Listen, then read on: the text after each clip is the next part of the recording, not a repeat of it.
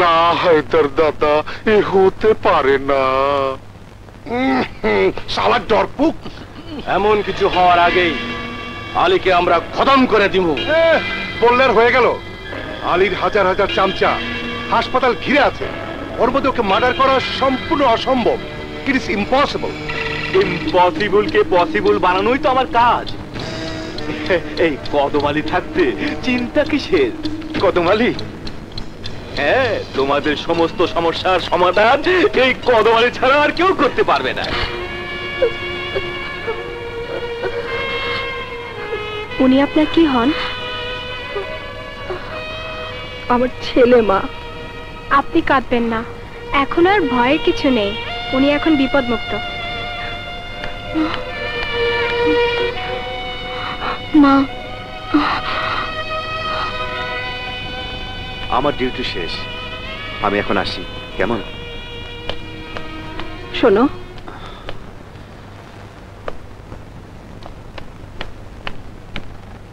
আমার ছেলের জন্য যে কষ্ট তুমি করেছো, তার জন্য ধন্যবাদ জানাবার ভাষা আমার জানা নেই বাবা। আপনি আমাকে বাবা বললেন? সেই ছোটবেলায় আমার বাবা মা মারা গেছেন, এত বড় হয়েছে এ পর্যন্ত এমন করে কেউ আমাকে বাবা বলে ডাকেনি। মা, তোমার বুঝেছি মা নেই? না, আজ থেকে মনে করো আমি তোমার মা। মা? থাক বাবা।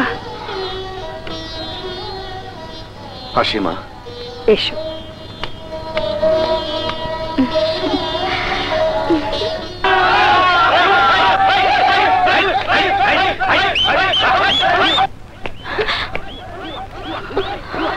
মা, বাইরের লোকজন ভীষণ হইচই করছে, আপনি কিছু না বললে ওরা এখান থেকে যাবে না। যদি আপনি কষ্ট করে ওদের চলে যেতে বলতেন, নয়তো সারা রাত ওরা হইচই করবে, এতে আলী সাহেবের ডিস্টার্ব হবে। চলুন মা।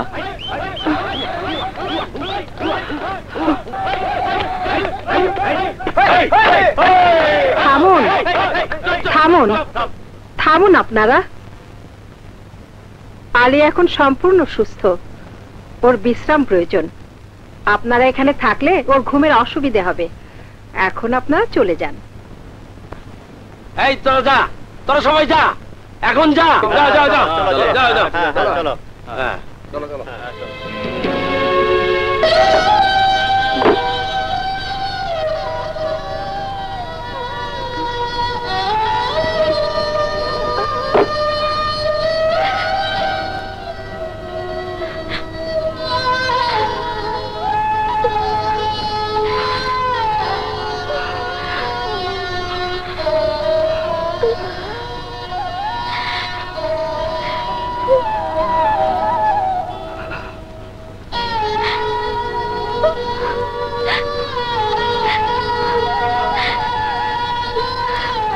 আমি এখানে থাকি, তুই বাসায় যা মা।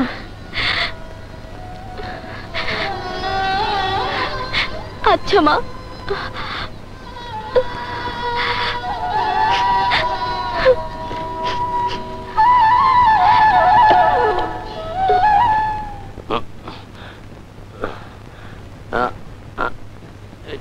ঘুম পাইতেছে, চল চল।